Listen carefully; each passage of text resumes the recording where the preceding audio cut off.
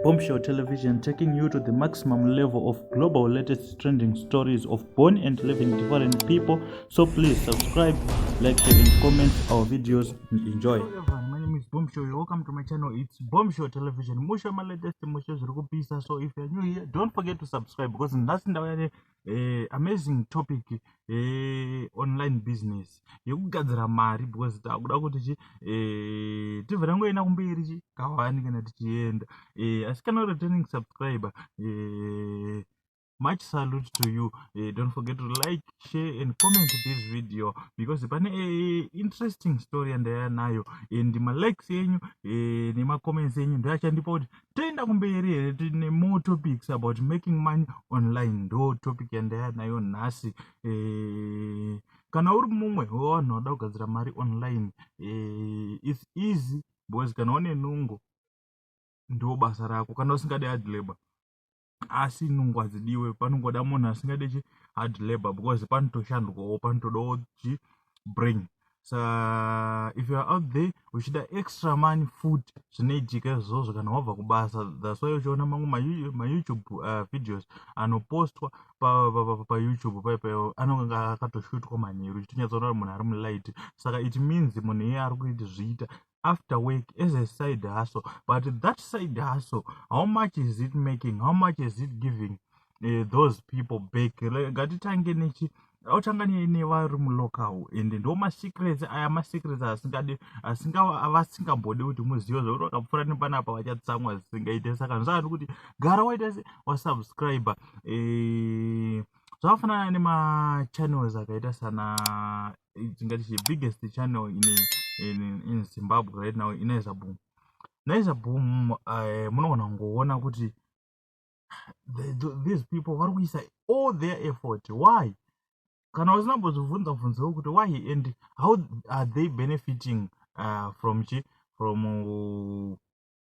these things? But they are benefiting a lot. Zvokuti dai wanga uri mumwe wevanhu vanoswera vakagara ugeto iwe uchiziva kuti une talent kana yekunyora maskits kana yekuacta, pamwe hauna pekutangira, unoita se unotsvaga nhamba dzedu handiti tobva takupostera macomics ako because those things tasa the following ane Boom right now and they are making a lot of money. Last ndichakutarisirai pachannel yavo kuti vari kumeka mari and ndichakuita go through those things like ana Moswa TV wewe unogona munhu wemurume but akupfeka dress rechikadzi.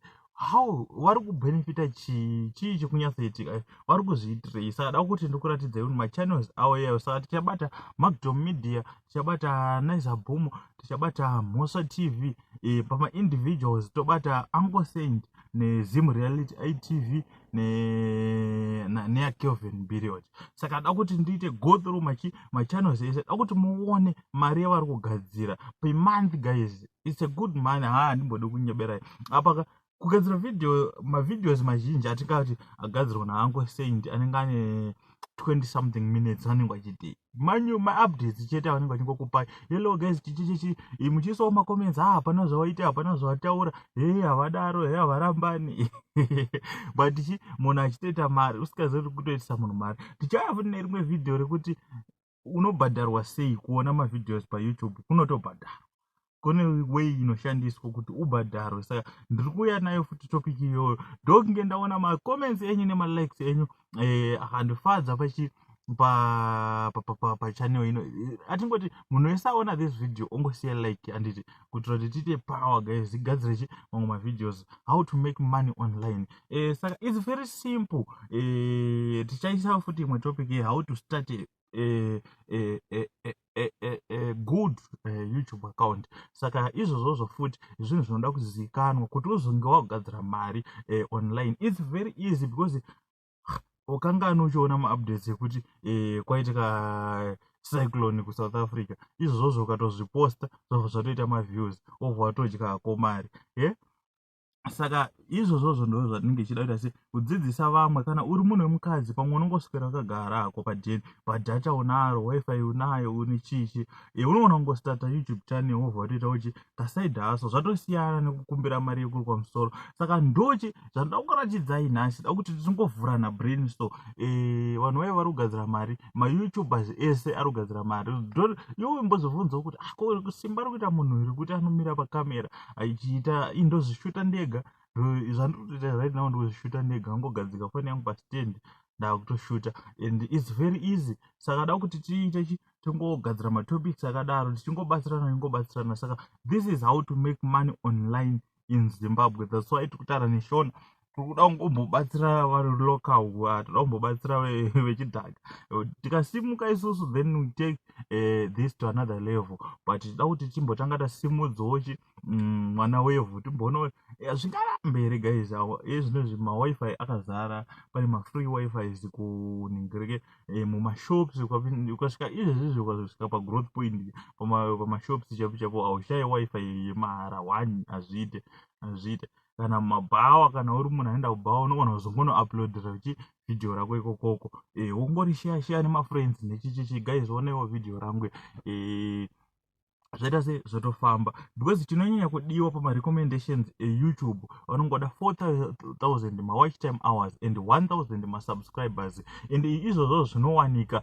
And pakugadzira agood channel ndichakupai mapoints akawanda, zviripo hapo zvakati wandei zvinoda kuconsiderwa, but it's very simple. Zvakawanda kudaro, zviri very simple. That's why ukaona kuti everyone anokwanisa kungona kuti hello guys, pane zvimwe hazvo zvinoda kudzidzwawo zvazvo zvinongodiwawo kumaster, but it's very easy guys. Saka ndisingati ndapedza nguva, let me take you kumachannels acho ari kupisa, muone kuti mari yavari kugadzira mari yakaita sei. Kana asingakanganise zvinoisa bhumu yako 7,000 per month, handiti imari yakanaka iyoyo. Pamunechitoona machichichi avo mchiita you are taking them from this level to another level. So ndisinganyanya kupedza nguva, handi zvinoita se tinoona da kuti tingoinspireka. So pamwe wakamboda kutangawo zvemakomedi ukazvisira panzira, hazvisiiwe zvezvo zvine mari izvezvi.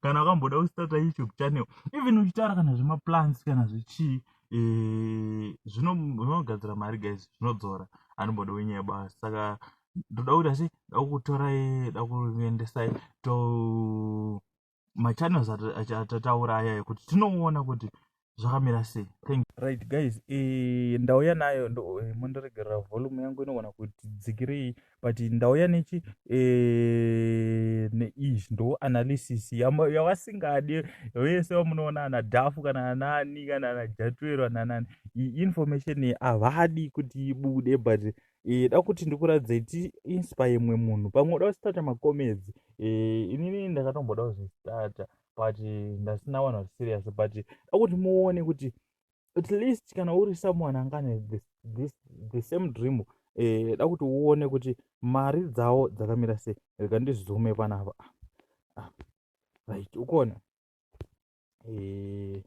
estimated monthly earnings ayarapa iyi manje zvayakaita panapa yakanzi 1.1k to 17k.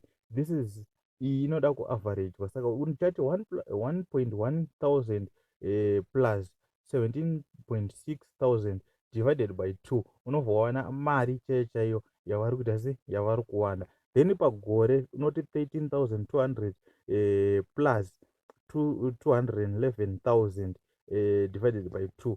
It's a good man guys, hatimbode unyeba. Iyi imari yakanaka iyi yavanoita se yavanogadzira just kupenga ikokuye nekuita sei kwavanenge vachiita, vanenge vachitogadzira a lot of money vachingoita se vachiita. Ndopaunoona mumwe munhu anokwanisa kudirwa mvura, mumwe anokwanisa kutochema zvekuti kunge zviri riu, because ari kuziva kuti ari kuwana chii. Saka next channel yedu mira tione, toda kutsvagachi Magdom Media iri panapa, da kuti tione zvese, da kuzviburitsa pachena, da kungoinspire someone, at least someone akaita simba, right. Izvi zviri panapa unoti izvi ndo mari iri kuwanikwa neMagdom Media 244 plus 3.9 kana kuti plus 4,000 over divided by 2. ndopaunowana mari yavari kuwana pamwedzi chaipo chaipo. Then ish 2.9 plus 46,900 47,000 over 80 divided by 2 ndopaunowana mari iri kuwanikwa nana baba ajuju Magdom Media nana Slim. Ndo mari yakaita se yavari kuwana iyoyo. Imwe yatataura imhosva TV yakunzi Mama V right. Da kuti tione panapa paish right. It's a lot of money yavanenge vachiita channel yavo kana vishunga ndonyeba ava Mama V yavo right. Ish yakanzi 264 plus 4,200 divided by 12 waona mari iri kuwanikwa naMama V pagore 3.2 plus 50,800 divided by 2 waita se waona mari yavari kuwana pagore. Aiwa vari kumeka mari vachitanga vanopenga muna iyo usatambira kuti munhu anopfeka zvinhu zvechikadzi votanga anopenga zvake but pane anenge aitogadzira good money papayava. Saka imwe yatoda kuona tada kuti tasa dzevanhu 1 Zim reality ITV itoripo ishi akuti muione iyo ishirapa Zim reality ITV 125 plus 2,000 ovha yanzichi ndo over divided by 2 ndo mari yake pamwedzi. DJ Sparks estimated yearly earnings 1.5 plus 23,900 ndo mari yake yepagore. Saka idzodzi mari dzese dziri real, hadzisi dzekunyeba kana kuti chii right. Da kuenda pana Uncle Saint asida kupedza nguva kuenda pana Uncle Saint inonzi chiSaint TV Saint ishirapa automuone da kungoti nezvaanoita zvemavideos zvema2 minutes nechichi izvozvi zvinovapa ishi 106 plus 1.7 over divided by 2 wana mari yavo zvokuti uchaona kuti hapana below 500 pamwedzi.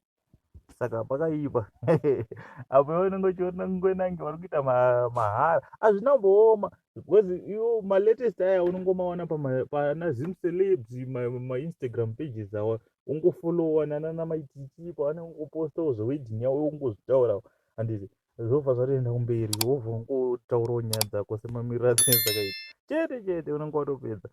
Then yepagore 1.3 plus 20,000 over divided by 2 ndopo unoona mari yaUncle Saint yepagore. Mumwe ndiani Period Kelvin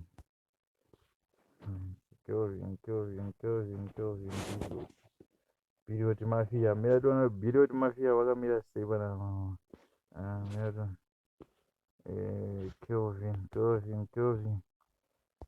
Period Mafia vanobuda